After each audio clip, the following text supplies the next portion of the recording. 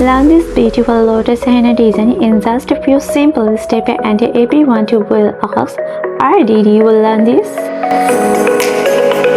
Today we are going to create a beautiful and elegant lotus henna design.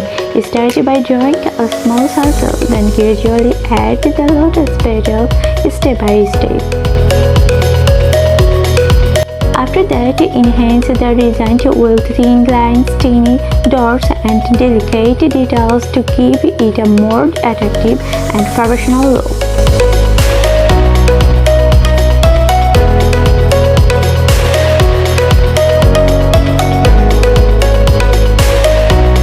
Don't worry if you are a beginner, just take it one step at a time and you will be able to create a stunning henna design with ease.